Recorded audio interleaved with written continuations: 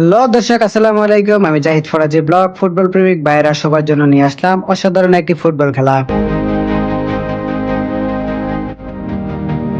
আমরা এখন বাইক দিয়ে যাচ্ছি মাহল ব্রিজ সংলগ্ন মাঠে খেলা দেখতে।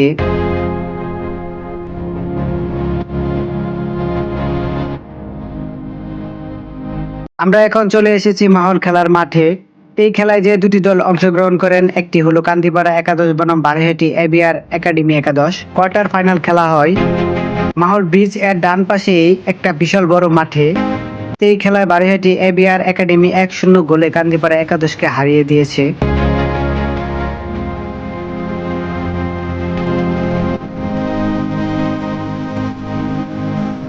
বন্ধুরা, বারৈহাটি টিমের হয়ে 11 নম্বর জার্সি নিয়ে সেরা পারফরমেন্স করেন ভাইরাল প্লেয়ার মুসা ভাই।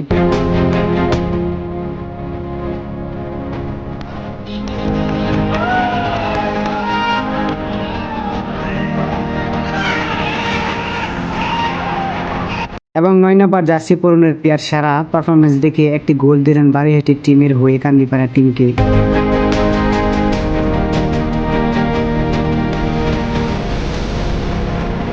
এই খেলাটি মূলত শেষ পর্যন্ত যায়নি, হাফ টাইম পর্যন্ত যায়। হাফ টাইম এর পরে কান্দিপাড়া টিম একটি গোল করেন এবং সেই গোল করার পর রেফারি অফসাইড ধরলেন।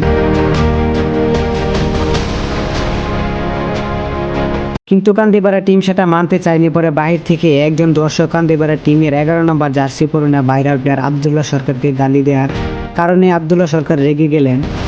আসলে দর্শক হয়ে একটা প্লেয়ারকে গালি দেওয়া ঠিক হয়নি। আব্দুল্লাহ সরকার একজন ভাইরাল প্লেয়ার, ওরও একটা সম্মান আছে। একটা প্লেয়ার যখন 90 মিনিট মাঠে দৌড়ে খেলার পর যদি বাহির থেকে কেউ গালাগালি করে, তখন ওই প্লেয়ারটার কতটুকু গায়ে লাগতে পারে।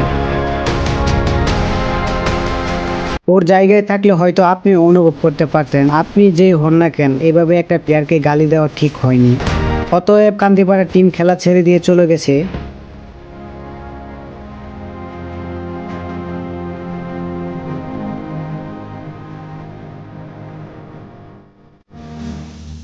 কমিটির লোকজন সেই ঝগড়া থামিয়ে দিয়ে বারৈহাটি এবিআর একাডেমিকে বিজয়ী ঘোষণা করেন। বারৈহাটি এবিআর একাডেমি সেমিফাইনালে পৌঁছে গেছে। তো বন্ধুরা, সেমিফাইনাল খেলার আপডেট পেতে জাহিদ ফরাজি ব্লগ আইডিটা ফলো দিয়ে পাশে থাকুন। ধন্যবাদ। সেমিফাইনাল খেলা আগামী বুধবার মাহল ব্রিজ সংলগ্ন মাঠে।